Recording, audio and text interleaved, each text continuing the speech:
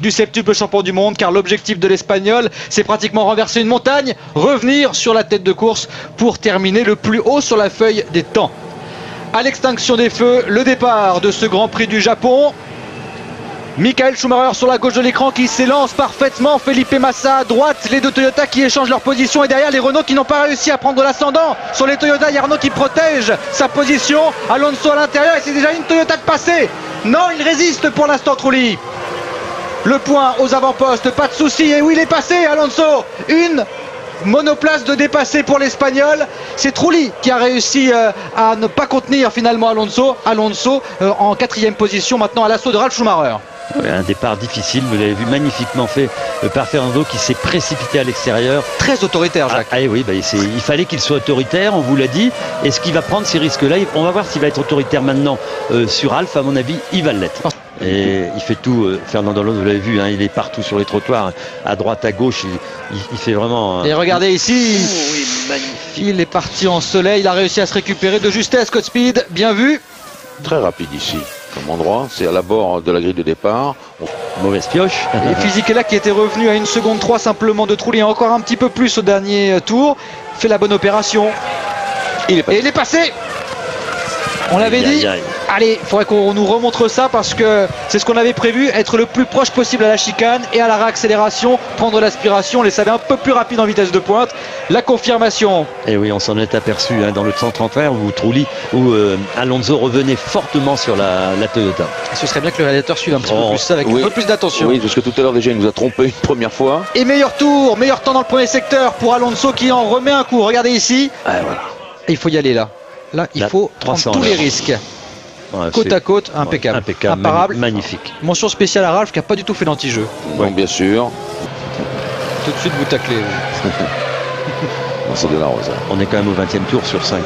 Et regardez, elle est détruite cette monoplace, attention. Oh, j'ai eu peur. Il vient de traverser la piste.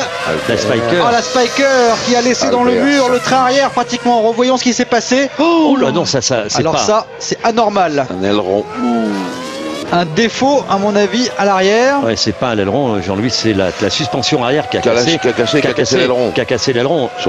Avec tous ces débris au freinage de la chicane, il faudrait surveiller parce qu'il pourrait y avoir une voiture de sécurité. On va attendre cela avec un peu d'anxiété. Pour l'instant, Michael Schumacher toujours en tête devant Alonso. Massa est désormais 3e. On va marquer une pause. On se retrouve très vite pour la suite du Grand Prix. À l'épingle, il fait encore 2-3 dixièmes, hein, ça c'est clair. Et puis voilà. C'est ça la différence. Oui, bien sûr. Parce qu'on peut... Oh, tiens, un petit attaqueux là. On va pouvoir repartir. Scott Speed. Doucement, monsieur Speed. C'est le deuxième attaqueux, oui. Oui, c'est le deuxième. Je crois que c'était à Degner, hein, c'est ça. Hein, ouais, le double droit, juste avant à l'épingle. Le freinage de l'épingle qui est ici. Ce virage au rayon de 130 degrés, d'où son nom. Et pour l'instant, il tient la cadence. Il fait plus que sauver les meubles hein, pour l'instant, Alonso. Oh, grosse sortie là. C'est poussière ou essence. Coup de fumée.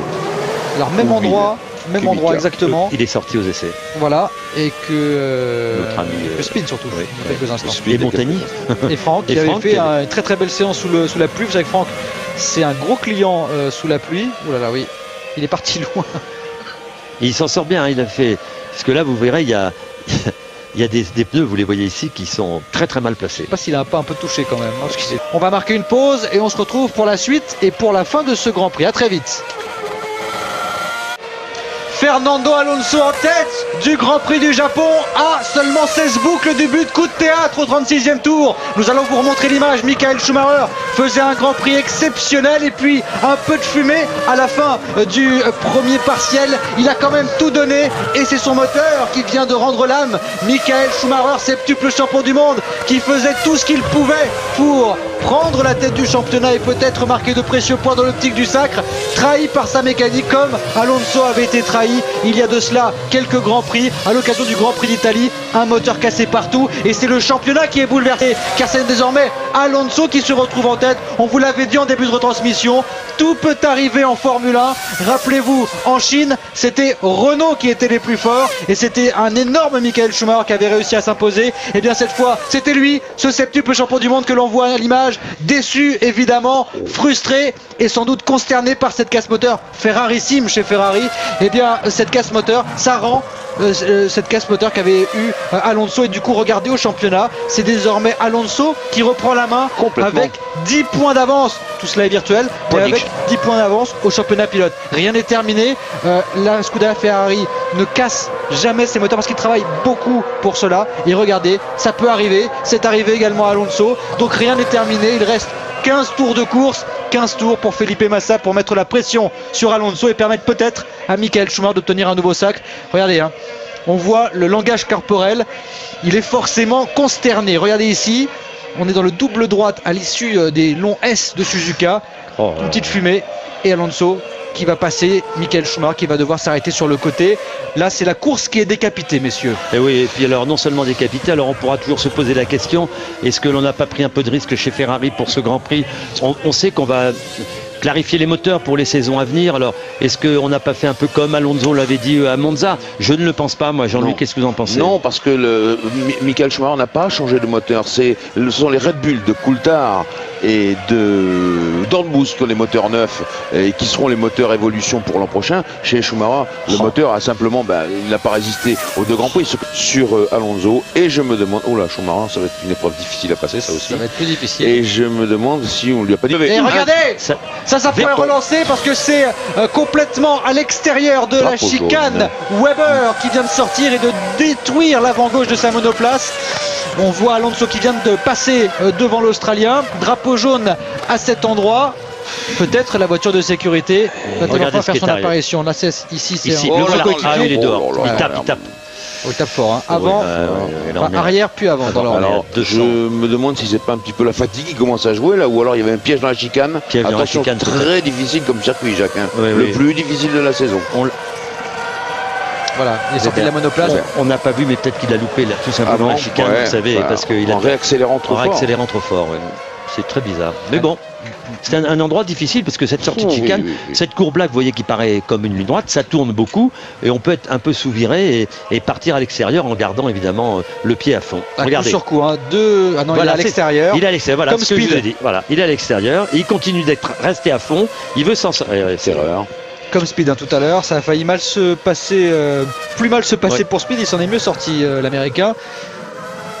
Manifestement un avantage pour Bridgestone, c'est aussi la belle revanche de Michelin qui s'en va de la Formule 1, reste de course pour le manufacturier français. Et on a vu une voiture en tête à queue dans Spoon, attention. C'est une BM, non? À le placer. Oui, c'est ah non, c'est ça, c'est Yamamoto qui était en difficulté dans un des virages les plus difficiles de la saison.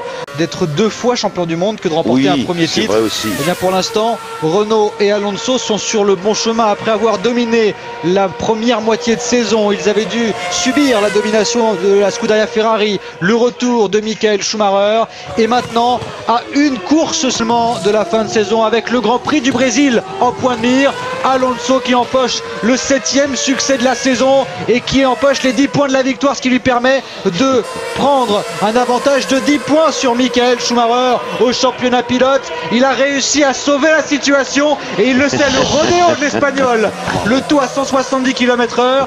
Il a réalisé le Grand Prix parfait, le coup de maître pour le pilote espagnol. 2e place pour Felipe Massa, auteur de la pole position, qui a réussi à rapporter 8 précieux points à la Scuderia Ferrari de Jean Todt.